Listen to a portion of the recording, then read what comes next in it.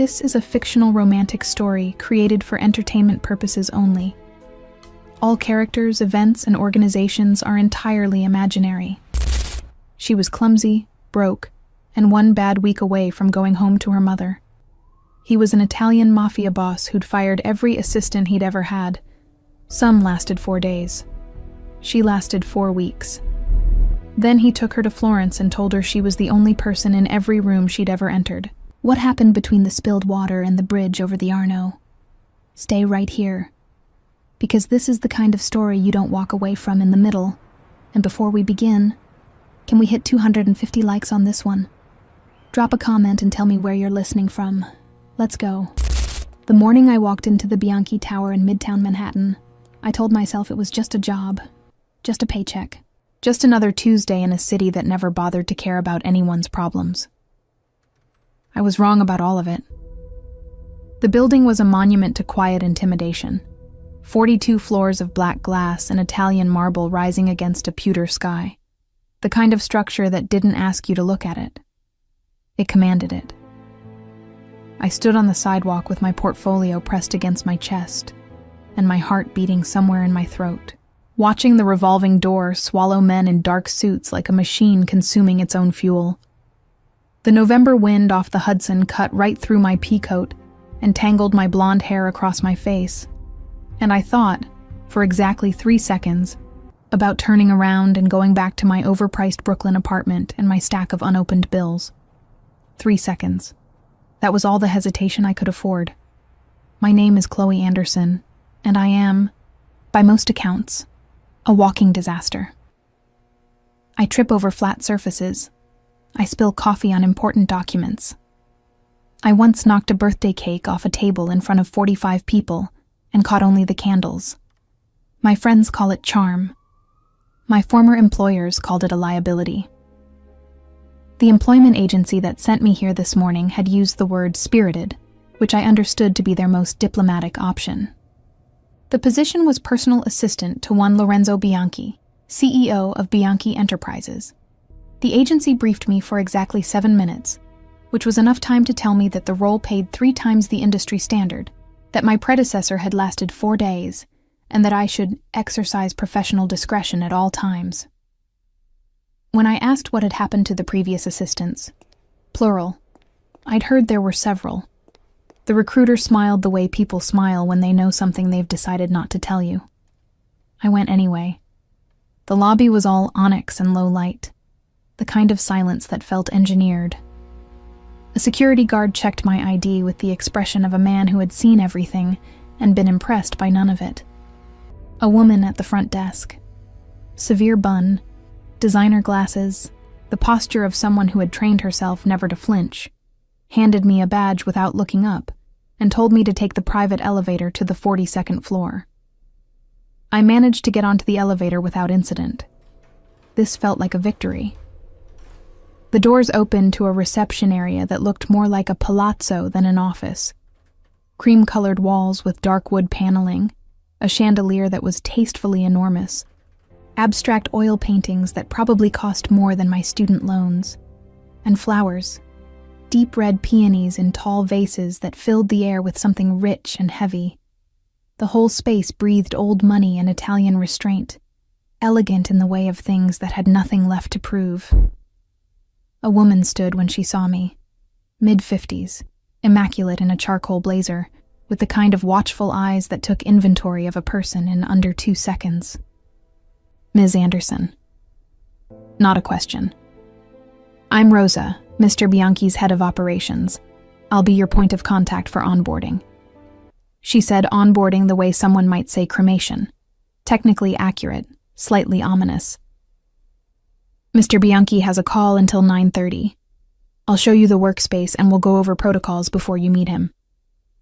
I followed her through a glass corridor, and that was when it happened. There was a cart, one of those low catering carts parked just outside the conference room, carrying what I assumed was the remnants of a morning meeting. Coffee service, a fruit platter, a crystal pitcher of water. I don't know what I caught it on. My heel, probably. The floor, which was polished to an almost insulting perfection. Myself. All I know is that one moment I was walking with what I believed to be professional composure, and the next moment I was grabbing the side of the cart to catch my balance. The cart was moving with me, and the crystal pitcher left its tray with the slow, terrible grace of something falling in a dream. It did not break. I caught it. With both hands, one knee on the floor, the pitcher cradled against my chest like a child, water sloshing over my blouse and soaking through immediately to my skin. The silence that followed was profound. Rosa stared at me. I stared at the pitcher. The water was very cold. "I caught it," I said. Rosa blinked once. "You did. So, nothing spilled." I stood carefully. My blouse was plastered to my chest, and the cold was now radiating through to my spine, but the pitcher was intact. I set it back on the cart with both hands, gently, as if it had feelings. "Protocol," I said. "You were saying something about protocol." Rosa studied me for a long moment. Then, against what I strongly suspected was her better judgment, she continued walking. I was shown to a sleek workspace outside the corner office. My desk, my computer, my very specific set of responsibilities. Rosa spoke for 20 minutes about communication standards, confidentiality agreements, scheduling hierarchies, and what she called the rhythm of Mr. Bianchi's day. I took notes. Thorough, detailed notes, which helped me ignore the fact that my blouse was still wet and beginning to cling in ways that were becoming a concern. At 9:38, the door to the corner office opened, and the rhythm of everything else stopped. I had Googled Lorenzo Bianchi before the interview. The images I'd found were mostly event photos, charity galas, industry conferences, a profile in Forbes that referred to him as a formidable new force in American finance with roots in Italian tradition. In the photos, he was striking in the way of men who photograph well, but presumably look better in person. The photographs had not prepared me for this. He was tall in a way that reorganized the proportions of a room. Not model tall, but the kind of tall that came with presence, with a body built like architecture, broad shoulders, arms that filled the sleeves of his charcoal suit in a way that made the suit look like a compromise. His hands, as he buttoned the cuff of his jacket in the doorway, were large, deliberate, covered in ink that began somewhere beneath his collar and crept down past his wrists in dark, intricate patterns. His face was angular and serious, a jaw that could have been designed specifically to be clenched, dark eyes that moved through the room the way searchlights move through fog, purposeful and slow and missing nothing. He was, in the technical sense, devastating. He was also looking directly at me. "You're the new assistant." His voice carried a thread of Italian in the cadence, something that rolled beneath the American English like a current beneath still water. "Chloe Anderson," I said, and stood. My damp blouse chose this moment to become maximally visible. I watched his eyes drop to it for exactly half a second before returning to my face, his expression not changing at all. "I had a slight incident with the water cart. Everything is fine. The pitcher is intact." He said nothing for a moment, just looked at me with those dark, unreadable eyes, and I had the distinct feeling of being assessed in a language I did not speak. "Rosa," he said, without looking at her. "Get her something dry to wear." "Of course, Mr. Bianchi." He disappeared back into his office. The door closed with the quiet authority of something that had never needed to slam. I exhaled. Rosa appeared at my elbow within 60 seconds, with a folded Bianchi Enterprises branded crew neck. Soft, expensive, probably designed for events. I changed in the private bathroom down the hall, stood in front of the mirror for a moment, and told my reflection to get it together. By 10:15, I was at my desk, functioning. By 10:40, I had answered 6 emails, reorganized his afternoon schedule around a conflict Rosa flagged, and briefed the kitchen staff on his lunch preference without calling anyone the wrong name. By noon, I had done nothing catastrophic. He called me into his office at 12:30. The office was extraordinary. Floor-to-ceiling windows overlooking Midtown, the city laid out below like a map of everything he'd decided to own. He was at his desk, jacket off, the tattoos on his forearms fully visible now, and he was reading something, not looking up when I entered. Sit. I sat. You reorganized the 3 o'clock. Still not looking up. There was a conflict with the Milan call. I moved Hendricks to 4 and confirmed with his office. I left a note in the shared calendar. He looked up then. Those dark eyes held mine for a beat too long to be comfortable and not long enough to be an accusation. You caught the picture, he said. I blinked. Yes. Every assistant I've had would have let it fall and apologized. I have very fast reflexes, I said, and I don't apologize for things I can prevent. Something shifted in his face. Not a smile. Nothing so accessible as that. But a slight easing, a recalibration, as if I'd answered a question he hadn't finished asking. You'll be here tomorrow, he said. It wasn't a question. I'll be here tomorrow, I confirmed. He looked back at his papers. I left his office and sat down at my desk and stared at the red peonies in the vase across the room, and tried to slow my heart down to something medically acceptable. I'd done it. Day 1, survived.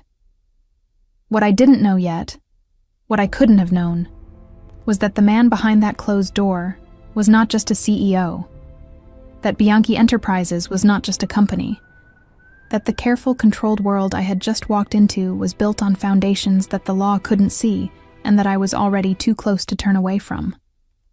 And that Lorenzo Bianchi had not looked at a woman the way he'd looked at me in a very long time. 3 weeks into working for Lorenzo Bianchi, I began to notice the things that didn't add up. It wasn't any single thing. It was the accumulation. The weight of small, careful inconsistencies that gathered at the edges of each day like shadows building before a storm. The calls he took in Italian, stepping away from the window and dropping his voice to something barely above silence. The men who arrived without appointments and left without being logged in the visitor system. Men who wore no badges and were escorted directly by Marco, his head of security, who had the build of a vault door and communicated primarily through controlled stillness. The folders on his desk that Rosa locked away personally before the cleaning crew arrived each evening. The way Lorenzo himself seemed to exist in 2 registers simultaneously.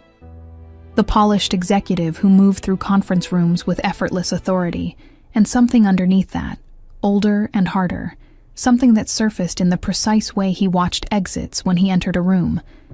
I noticed. I filed it away. And I kept doing my job. Because the job was all I had, and I was, despite everything, very good at it.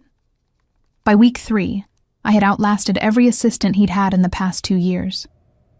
Rosa told me this without inflection one morning, refilling her coffee beside me in the break room, as if it were a meteorological observation. Interesting, possibly significant, not something she was prepared to feel strongly about. 4 days is the record, she said. Before you. What happened to them? She considered this. Mr. Bianchi has a particular standard. Most people find it difficult. He hasn't been difficult with me. Rosa looked at me over the rim of her cup with the expression of someone deciding how honest to be. No, she said finally. He hasn't. I thought about that more than I should have. The truth. The part I hadn't told anyone. Not my sister.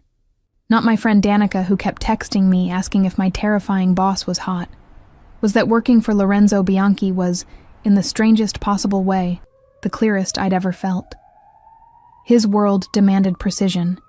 It demanded that I be present, alert, and 3 steps ahead at all times, and something in that demand steadied me.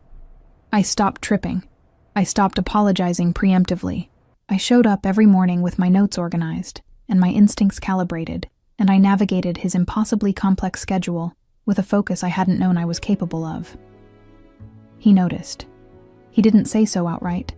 Lorenzo Bianchi was not a man who offered observations freely, but he began to speak to me differently. Less as someone he was testing, and more as someone he'd decided to keep. The Thursday that changed everything arrived cold and bright. The kind of November day that made New York look like a postcard and feel like a wind tunnel.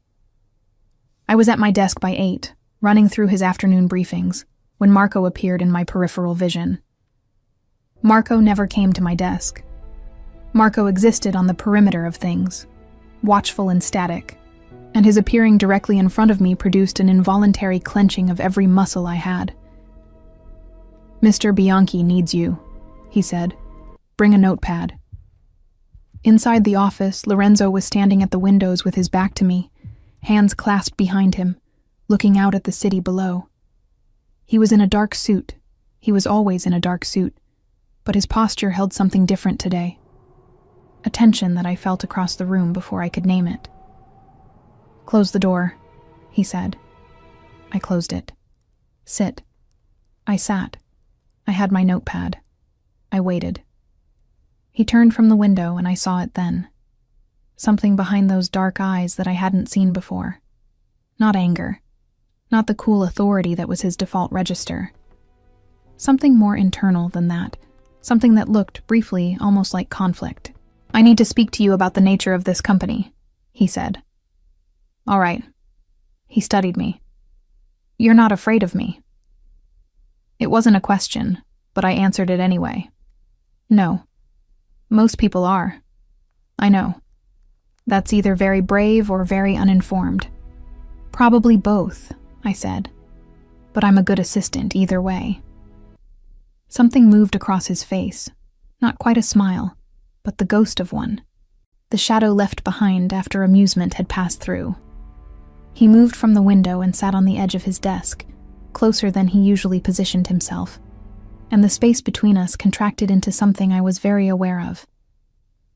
"There are parts of this company," he said carefully, "that are not reflected in any filing you will ever see. I'm telling you this not to involve you, but because I'm aware that you are observant, and I would rather you understand what you are and are not meant to see than have you draw your own conclusions. That's a very careful way of telling me something. I'm a careful man." I looked at him steadily. "Are you dangerous?" The pause that followed lasted long enough to be its own answer. "To the right people," he said. I should have been frightened. I catalogued the moment. I was alone in a sealed office with a man who had just obliquely confirmed that his business operated in dimensions the law couldn't reach. A man surrounded by stone-faced security and Italian phone calls and locked folders. A man who watched exits and spoke in 2 registers, and had never once given me a reason to feel unsafe. "Okay," I said. He blinked. A rare thing, with him. "Okay, you're telling me this because you trust me, or you're deciding whether to. Either way, the answer is the same. I'm going to keep doing my job, and I'm not going to ask about the things I'm not supposed to know." He looked at me for a long, unreadable moment. Then he said quietly, "You are not what I expected." "Nobody ever is," I said. I think that was the moment the wall came down. Not completely. Nothing about Lorenzo Bianchi ever came all the way down. But a door opened, somewhere inside all that controlled silence, and I felt it. That evening he kept me late. Not for work. He asked Rosa to bring us coffee, real espresso in small cups that she set on the low table near the reading chairs by the bookshelves, and he sat across from me and talked. Not about business. About Italy. Florence specifically, where he was born. The way the Arno looked in the early morning, fog-covered and slow. His grandmother's kitchen, the smell of sofrito at 6 in the morning, the particular orange of Florentine stone in late afternoon light. He spoke carefully, selecting each detail like something he didn't usually take out and handle, and I listened in the way I'd learned to listen with him. Quietly, without interruption. The way you listen, when someone is offering you something fragile. When he asked about me, I told him the truth. The overpriced apartment. The string of jobs I'd been let go from for various calamities. My mother's voice on the phone every Sunday, asking when I was going to get serious. The city that had been eating me alive for 4 years, and that I refused to leave because it still felt, somehow, like the place where my life was about to begin. He listened the way he did everything, with complete, consuming attention that felt like standing under a light so direct it had almost no shadow. "You are not reckless," he said when I finished. "You are someone who commits to things. I commit to things and then drop them. You dropped the cart, not the pitcher." I laughed, a real one, sudden and unguarded, and his expression when he heard it shifted into something open and undefended that I was almost certain he hadn't meant to show me. Chloe. My name in his mouth, with that cadence, an entire sentence. "Lorenzo," I said, trying to match his register, and failing slightly because nothing I did in his presence was quite controlled enough. He stood, reached for his jacket. The espresso cup sat between us, empty. "I'll have Marco take you home." "I can get a cab." "Marco will take you home," he said. And it was so definitively gentle, so precisely the tone of someone who has decided something and is not reconsidering it, that I stopped arguing. In the elevator, on the way down, I stood with my portfolio against my chest and my pulse beating something irregular, and thought about a man who was beautiful and dangerous and possibly criminal, and who had, tonight, told me the way Florentine Stone looked at 4 in the afternoon. The black car was waiting at the curb. Marco held the door. I slid in, and as it pulled away from the curb and the tower receded in the window behind me, I understood, with the particular clarity of something I'd been trying not to know, that I was already past the point where walking away would be simple. The question was no longer whether I was falling. It was how far down this was going to go. It was the 4th week of December, when the world I'd been carefully not looking at came fully into view. New York had gone Christmas lit and freezing, the kind of cold that turned every breath visible and made the city feel like a snow globe. Someone was shaking slowly. I had started bringing a second scarf. I had also started arriving at the office 8 minutes earlier than required, which I told myself was professionalism, and which I knew, privately, was something else entirely. Things between Lorenzo and me had shifted so gradually that I couldn't have pointed to any single moment, only to the aggregate of them. The way he said my name differently now, with a softness underneath the consonants. The way he always ensured there was coffee on my desk before I arrived, a detail Rosa confirmed was new. The way he'd started asking for my opinion on things that fell outside my job description. Instinct calls, people reads, the temperature of a negotiation as told by someone watching from the outside. He trusted my read. He said so once, plainly and without ornamentation, and I had to look back at my screen for 30 seconds before I could answer him. I had not told anyone I was falling in love with my possibly criminal, undeniably gorgeous, absolutely complicated boss. I had only admitted it to myself around 3 in the morning on a Tuesday, lying in my Brooklyn apartment staring at the ceiling, thinking about the way he'd looked at me the evening we'd closed out the Rome deal together. Champagne in paper cups, my heels off, sitting on opposite ends of the couch in his office, with the city glittering 42 floors below us, and him watching me with those dark eyes that saw too much and offered too little, and the air between us doing something neither of us was naming. The night it broke open was a Friday. Lorenzo had a late meeting that ran past 9. Men I recognized as the unlogged visitors, sharp-faced and Italian-suited, with the kind of quiet that preceded decisions. I was not in the room. I was at my desk, working, because Lorenzo had told me to stay, and I had learned that when he told me to stay, it was for reasons I didn't need to investigate. When the meeting ended, the men left in a closed formation, and Marco walked them to the private elevator without a word. The office went quiet. Lorenzo appeared in his doorway. He looked at me for a moment, and I could see it. The tightness around his jaw, the contained force of something he was processing. He was in his shirt sleeves, cuffs rolled up, the tattoos along his forearms fully visible and dark against his skin, and he looked like a man who had just made a decision that cost him something. "Come in," he said. I followed him in. He closed the door. The city was brilliant below us, strings of Christmas light and winter haze. A grid of gold stretched to the horizon. He stood at the window for a moment before he turned, and when he did, the distance between us was less than it had ever been. "There's a situation," he said.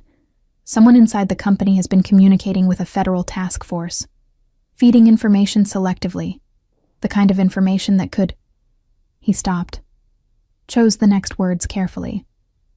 "Destabilize things. Is it someone I know?" Hendricks.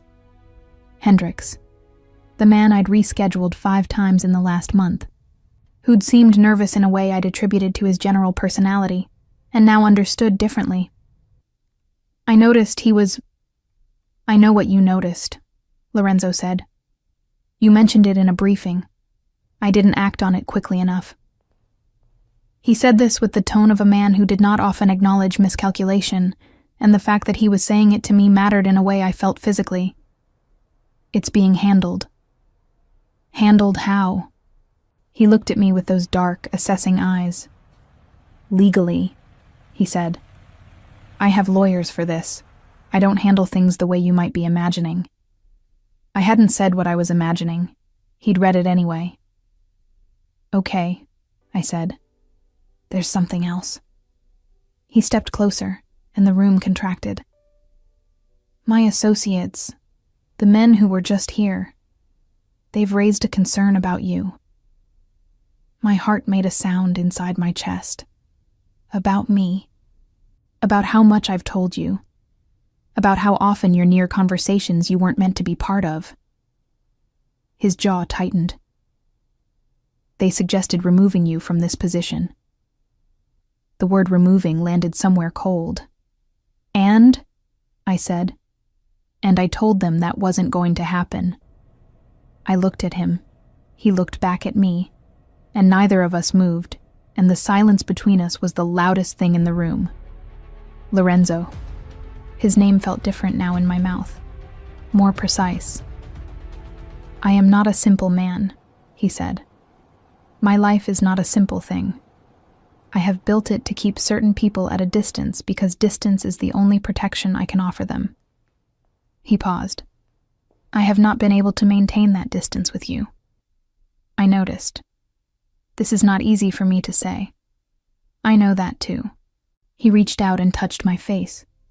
Just the back of 2 fingers against my cheek, the lightest possible contact, and everything in me went still in the way of the moment before something breaks open. His touch was careful, deliberate, the way he did everything. "You stayed," he said. "Every other person I've had in that chair found a reason to leave. You caught the picture and you stayed." "The picture was salvageable," I said, and my voice came out lower than I intended. "So are some things," he said. He kissed me the way he spoke, measured at first, controlled, and then something beneath the surface of it that was neither measured nor controlled, something that had clearly been held back for a long time and was no longer willing to be. I kissed him back, and felt the solid wall of his chest under my hands and thought, very briefly and with great clarity, that I had absolutely no idea what I was walking into. I walked into it anyway. We stayed in that office until past midnight, the city sparkling below us, talking in the way of 2 people finally saying the things that had been accumulating for weeks. He told me more about his family in Florence, the weight of the name he'd inherited, the choices he'd made at 20 that couldn't be unmade, the version of his life he'd built in America with deliberate care. I told him about the fear I carried every day that I would always be the girl who dropped things, who charmed people without convincing them, who was never quite enough for the room she was in. "You are the only person in every room you have ever entered," he said, and he said it the way he said things he was sure of, flatly, completely, without embellishment. In January, Hendricks was arrested on federal charges of wire fraud, his cooperation with the task force unraveling in a direction that implicated him rather than Lorenzo, whose lawyers had, quietly and thoroughly, prepared for exactly this eventuality. The case never reached Bianchi Enterprises. In February, Lorenzo introduced me to his associate Carlo, one of the men from the Friday meeting, as Chloe, who works with me, and the particular weight he gave the word with spoke something that Carlo clearly heard and received with a nod that carried what looked like respect. In March, he took me to Florence. The Arno was exactly as he described. We stood on the Ponte Vecchio at 6 a.m. with espresso in our hands and fog on the water, and the Florentine stone was precisely that orange, warm and old, and holding the light of the sun that had just come over the hills. And I understood why a man who had built an empire in glass and steel had kept coming back to this in conversation, why this city lived in him somewhere beneath the suits and the silence. He stood beside me at the railing, and I looked at his profile, angular and serious, the jaw unclenched for once, the dark eyes soft in the early light. And I thought about a Tuesday morning in November when I'd stood on a sidewalk and almost turned around. "I almost didn't go in," I said. He looked at me. "I know." "How do you know that?" "Because anyone with sense would have hesitated." The ghost of a smile. "You hesitated. Then you went in anyway." Story of my life. He reached over and took my hand, and we stood on the bridge in the fog over the river in a city that was 400 years old. And I thought, this is what it feels like when your life begins. Not a firework, not a collision, just a bridge, and a man, and a morning that felt like it had been waiting for you to arrive. It was not a simple life. It was not a clean one, or a predictable one, or one that could be explained easily over dinner with my mother. But it was mine. And the man beside me was real, and complicated, and chosen, and present. And the picture, as it turned out, had been worth catching. I walked into that tower not knowing if I'd last a day. I dropped things, I overnoticed things, and I fell for the most dangerous man in the building. But here's what I keep asking myself, and I want to know if you'd answer the same way. When Lorenzo told me there were parts of his world I wasn't supposed to see, would you have stayed? Would you have decided, like I did, that the man was worth the risk? Or would you have walked out of that office and never looked back? And when he chose me, refused to let his associates take me out of his life, do you think that was love? Or was it control dressed up in something softer? I made my choice. I'm standing on a bridge in Florence right now, watching the river, and I have no regrets. But I need to know, in my place, what would you have done? Leave it in the comments. And if this story moved you the way living it moved me, hit that subscribe button. Because my story is far from the only one worth telling.